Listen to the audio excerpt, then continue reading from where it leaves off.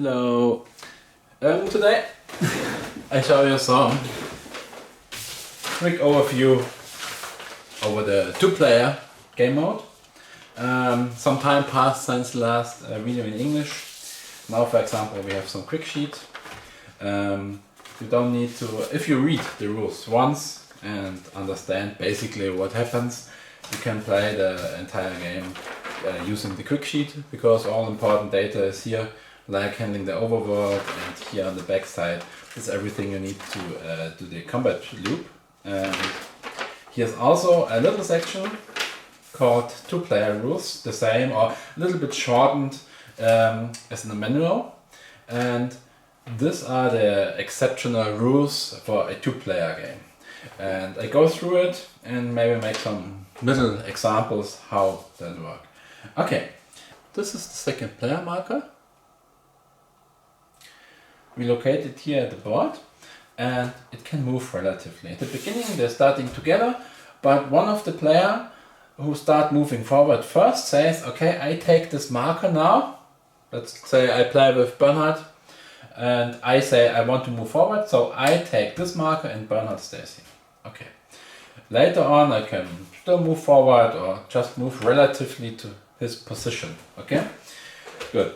The next rules are the biggest issue is we are in war, and we not have a lot of ammo and fuel. Everything is rare, and that's why we have to share ammo.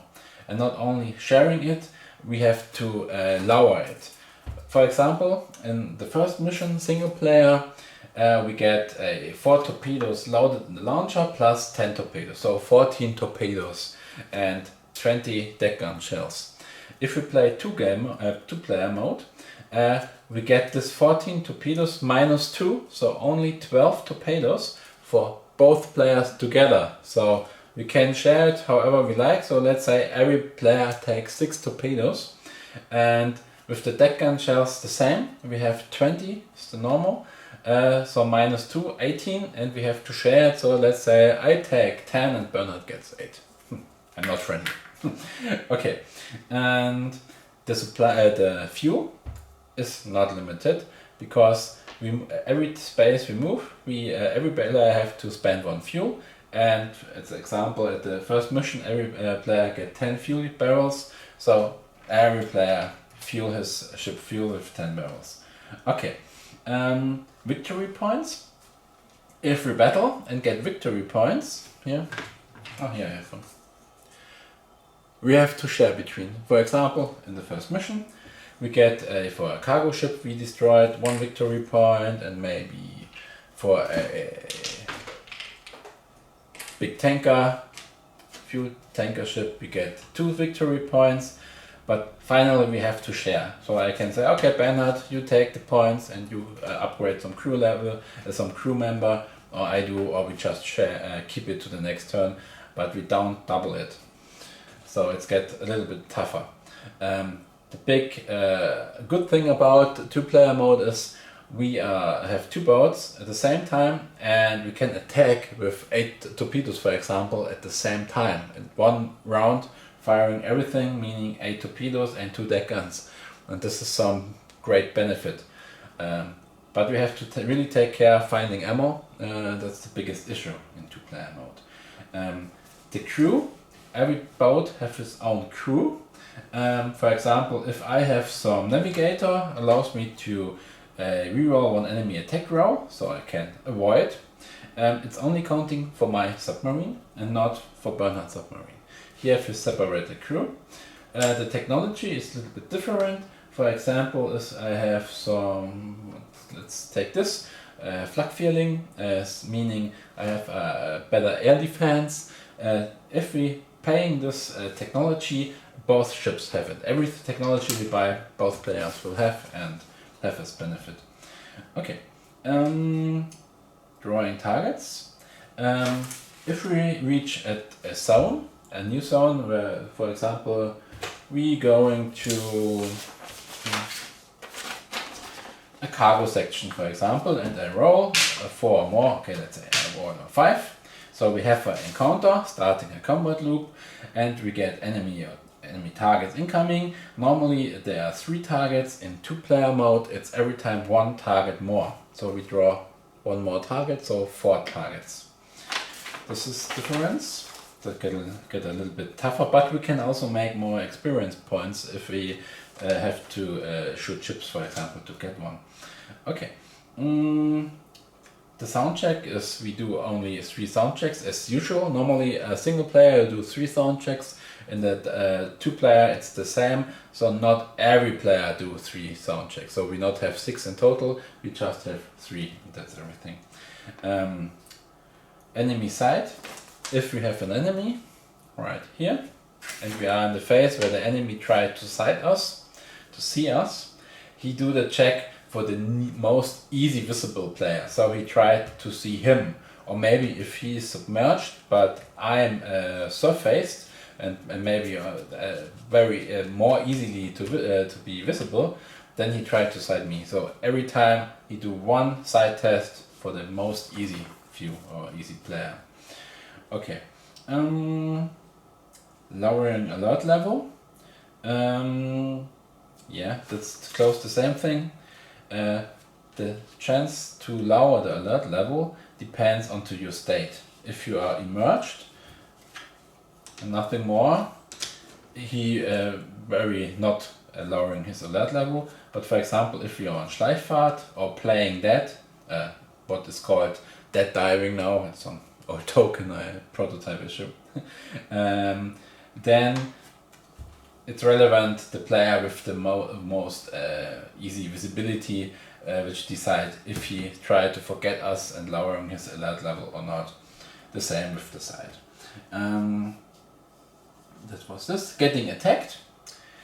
You can say, okay, we stay all time together because we have double firepower and everything's fine. The problem is if an enemy, if this is a destroyer and he comes to both players and he attacks each player separately. So it's like one ship attacking him and one ship attacking the second player. Or it's better said or better explained. It's like he dropping water bombs in some wider area. So the chance that he hit me is the same that he hit my friend just driving nearby me. So we get double hit. So it's better if we stay separated.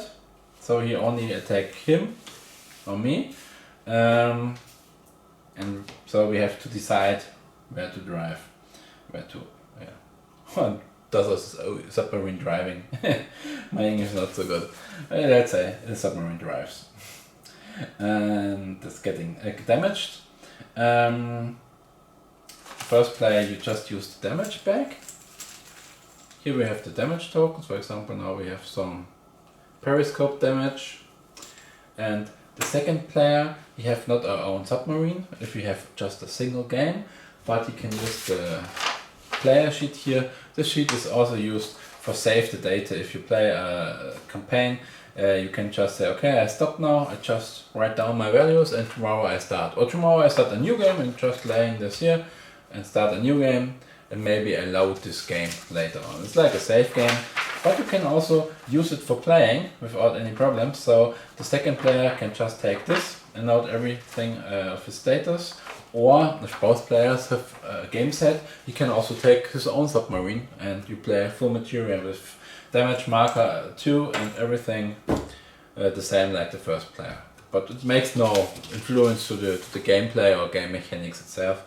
It just feels better if you have a real submarine, but it's not 100% required to play the game. Surviving. If one player dies during a mission, it's okay, because you still have one player left, but he have to survive and reach the end of the mission, the next shipyard. And then you can keep resurrect the second player. It will cost something, but okay, you don't have to pay for, but he will recover and everything's fine. But if both dead, then it's game over for you as well. Attacking, yeah, if you attack, you have to define or declare how you attack in total. For example, if we are here right now and we have 2 enemies, let's say right here, and maybe like here. So we not can say, okay, let's this player first fire the torpedoes and his deck gun against this ship, and then we see if it's destroyed, then the first player shooting at the other, and if it's not destroyed, he tried to sink this ship as well. We're not allowed to doing this. It's the same like a solo player. You have to define all all weapon you use to attack and the targets for.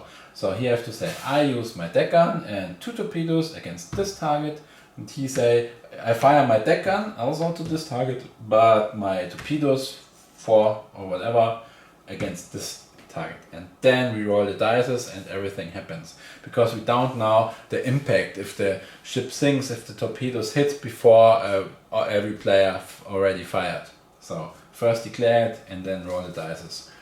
If it's declared, it makes no big difference in the order. If he fire first or I fire first, we just roll and see what happens, because we can't change anyway what we fired.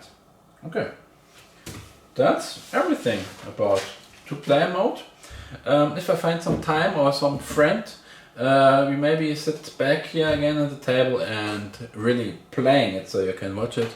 Or maybe I play some little round as some dummy simulation. But I think best if I find some friend. Or maybe some of the YouTube reviewers find some time in playing a 2-player game. Let's see who's doing the video first. So, bye bye.